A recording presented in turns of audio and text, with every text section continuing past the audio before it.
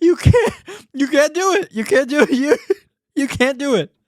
That's what he just said, I'm not going to deny your lived experience. And he goes, well, but that's not possible. This LGBTQ plus affirming pastor makes a shocking statement about people who come to Christ and seek to turn away from whatever letter of the alphabet they're engaged in. You've got to see this. This is Redeemed Zoomer's YouTube channel talking to Reverend Benjamin Perry, this guy right here, affirming pastor. Check out this question and the preceding conversation.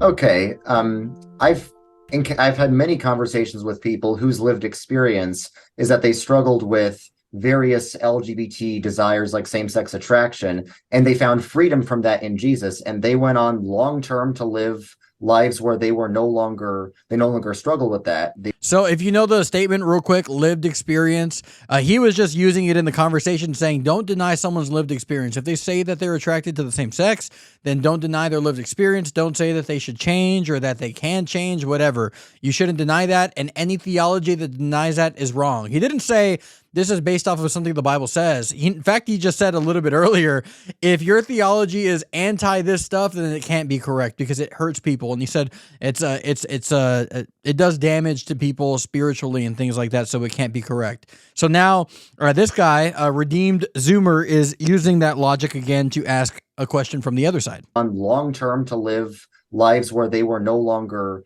struggle with that, they were no longer tempted with that. So, of course, I know the classic argument is that's not real. They're just suppressing it. They're going to relapse. But I think that's denying the lived experiences of a lot of people who have powerful testimonies of how Jesus freed them from that. All right, so he's now turning it around on him and saying, okay, what about the lived experience of all these people who used to be with someone of the same sex, and then they go back to being straight? What do you say about their lived experience? Of course, it doesn't always work, just the way that there's a lot of things people would like to change about themselves that they fail to do so. A lot of people, for certain like addictions, they struggle to manage those and they keep relapsing. That doesn't mean the addiction is a fundamental part of who they are, though. So what would you say about the lived experiences of those who really have been freed by Jesus from things like same-sex attraction? I would say that, folks who, first of all, I never want to I'm never going to look at somebody's lived experience and be like, if people are living happy, joyful lives, great. I'm super, super happy for them. And I'm not saying that in a flip way or a sarcastic way, I really am. That being said, I think that if you are able to say, okay, you know what, I've been cured of these. I think that at a fundamental level, you're probably, bisexual or whatever word you want to use for, if you can really live in a happy, joyful sexual relationship with a member of the opposite sex or opposite gender, you're probably not, gay, capital G, in the sense that Hold on. Lots of. I've only seen this once. And it really just hit me right now. What he said is, if you were gay and then you become a Christian and then you say that you believe that God delivered you from that, and now you're with someone of the same sex and you don't even deal with that temptation anymore. He says that's I'm not going to deny your lived experience. However, that's not possible. Instead of being straight, you're actually bi. That's the only option. You could either be gay or bi. If you start off at being gay, you can't go to straight. You're either gay or you're bi. That is so crazy. He just said he's not going to deny anyone's lived experience. And there are people who go from gay and then to straight. And he goes, no, you can only go from gay to bi.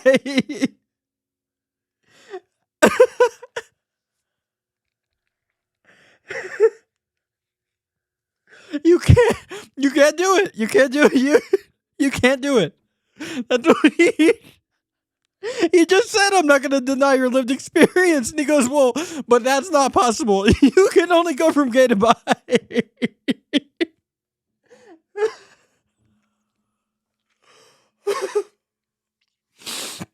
Oh, man, I'm crying. It didn't hit me.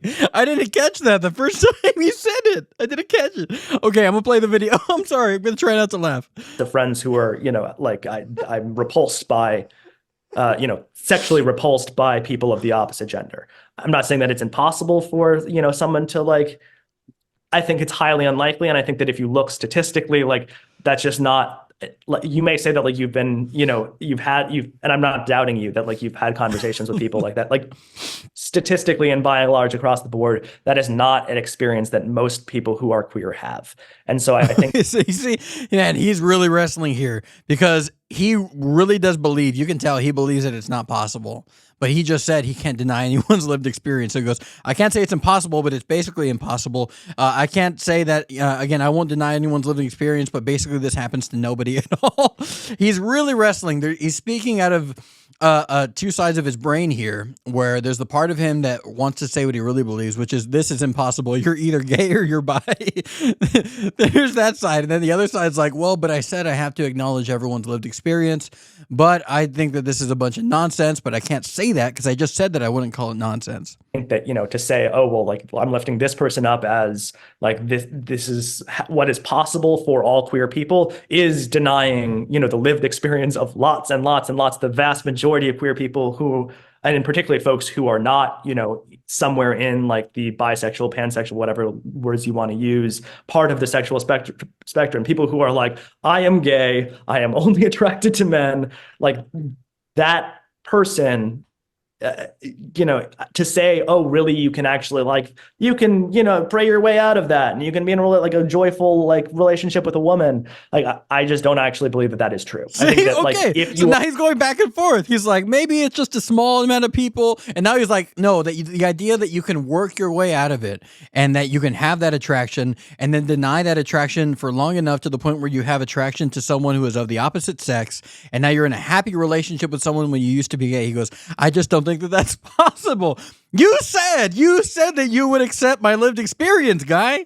Or able to be in a joyful sexual relationship with a woman, and you are a man, that you are in some fundamental way bisexual, pansexual, I am married to a woman, and I love her very, very deeply, and we have a beautiful sexual life together, and it's because I'm attracted to women. It would not work if I was not attracted to her. And I think that that's very, very true. But I could equally see myself in a world where that just isn't the way that my life trajectory went, and I was in a beautiful, wonderful partner relationship with a man. And so, those kinds of myriad options are available to me because there's something about my own personal biology that, and so I don't have I don't hate those parts of myself, and I do actually think that it's important to really, in order to really love oneself fully, to actually love all the pieces of who you are in a biological and physical way. Man, he's struggling. Could I see a world where I had some different life experiences and had said, you know what, I am totally repressing this part of me that's attracted to men, and I'm going to be in a joyful relationship with a woman, and I'm just going to compartmentalize and not see, yeah, I think that would probably have been possible for me.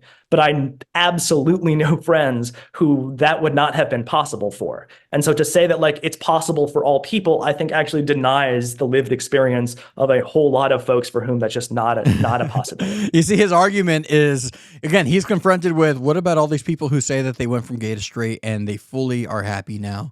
There's no more temptation with that stuff at all, no inclination, no desire for it. And his answer is, well, there's people on the other side of the extreme. That's not really an answer. The whole time he was struggling to come up with an answer that wasn't denying the lived experiences, which seems to be priority number one. You have to protect that one, the lived experience. And then when he finally gets to a point where he has an answer, his answer is, well, I know people on the other side of the extreme. That's not really an answer. A man is married to a woman and says that a deep part of me is being attracted to many women, most of whom are not my wife, and that needs to be affirmed. What would you say to that? What would you say to the wife in that situation? Because I think that fundamentally, when it comes to sexual ethics, what's most important is that everybody involved in the relationship is joyfully and consensually involved in whatever is happening in that relationship. And so, do I think that there is a faith, a possibility of a faithful polyamory? Absolutely. It's not man, how come on. faith. It's not how a part of my, and I think, what kind of sexual behavior are you even against? What are you against? I need to have the list. What kind of sexual behavior do you think the Bible is against? There's nothing that he's against right now. He's for everything, man. Dude, this conversation has absolutely gotten to me, man. It's so crazy. What are you against then, dude? Like he just said, what about a situation where a man wants to have multiple wives? He's like, well, if they're happy, I mean, I could see a universe where that's cool with God. Again, you're a pastor. Are there no rules that you read in the Bible when it comes to sex and sexual relationships? Oh man, there's no limits. There's no limits. It's open season.